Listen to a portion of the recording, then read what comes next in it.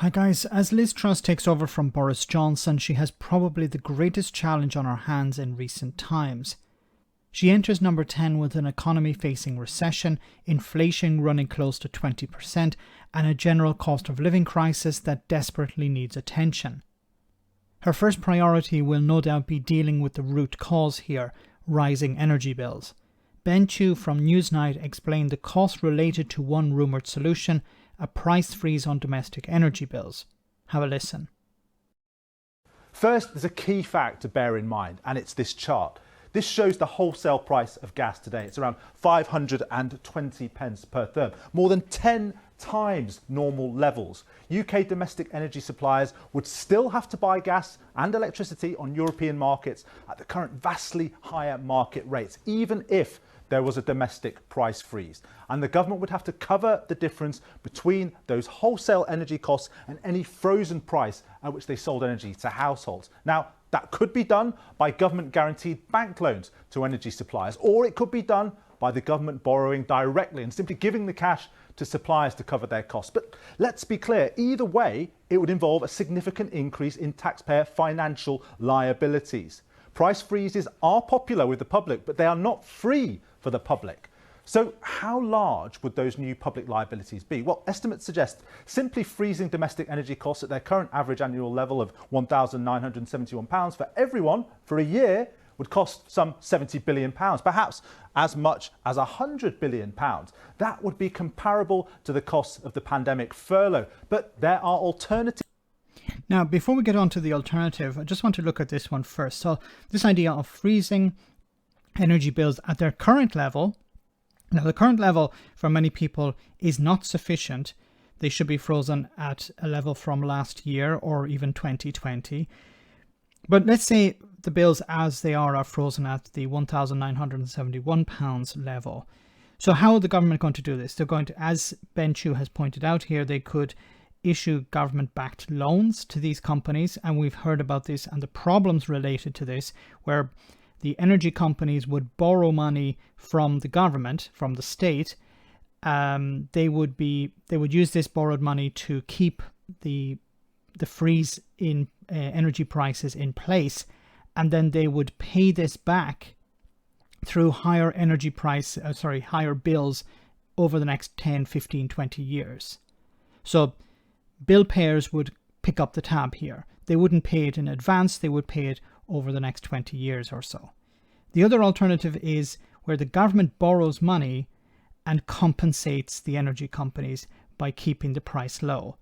Now, the problem with this is, well, it's difficult for the UK government to borrow on international markets at the moment because the pound is extremely weak against the US dollar. That would mean that borrowing on international markets would be extremely expensive, and it would mean that the repayments would be also very expensive.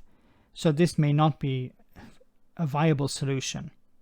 Designs for a price freeze which could potentially bring the cost down from those sky-high levels. It could be designed in a way that gives a capped allowance of energy to each household, whereby if they use more than the allowance, they pay a lot more.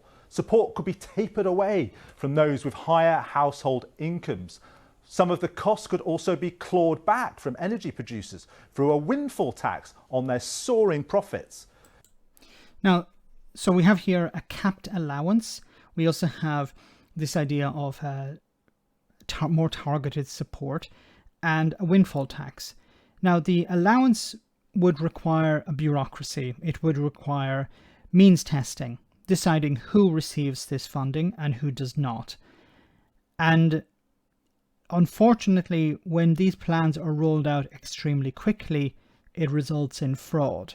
Many companies or individuals taking advantage of the situation, and this support not going directly to those who need it. And of course, people getting benefits out of this when they don't actually need them.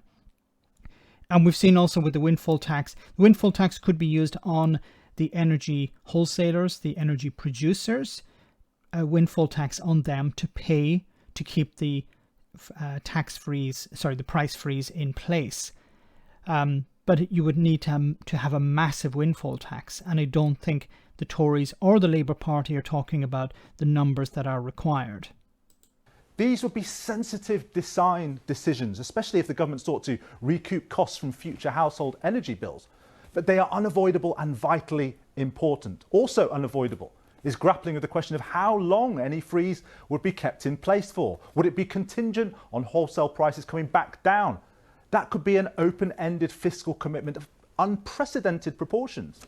No one can predict where energy bills will be in a year's time. So clearly the need now is urgency, getting a scheme in place. And then obviously over time that will need to be adapted. And clearly the costs are going to have to be paid. It's going to be a significant proportion, and there's going to be a balance to be struck between taxpayers and bill payers. And that might change over time. But the critical thing is that a mechanism is put in place that can then be adjusted. And none of the above addresses the just as technically challenging question of how to get financial support to companies. And on top of this is the question of how to enable schools and hospitals to pay their exploding bills without major cuts in the public services they provide. All of this, not just the scale and scope of the problem, but the complexity of designing a sound public policy response, explains why many see this as one of the most challenging economic inheritances of any new Prime Minister in recent decades. It is. It's a massive challenge for Liz Truss, and I don't know if Liz Truss is up to the task. Now, one point that he raised here at the end was the cost. This price energy cap would be applied, of course, to residential use. But what about industry? What about schools and hospitals? What about charities? They would be forgotten, it seems. And one of the responses also to this crisis, which seems to be ignored in this report, is nationalisation. How much would it cost to nationalise the energy producers? I don't think it's necessary to buy them out completely, but to buy 50% plus one of the shares. Then you would have control over these companies. Then you could fix the price to the suppliers, to the wholesale and retail suppliers. This isn't mentioned. Why is it not?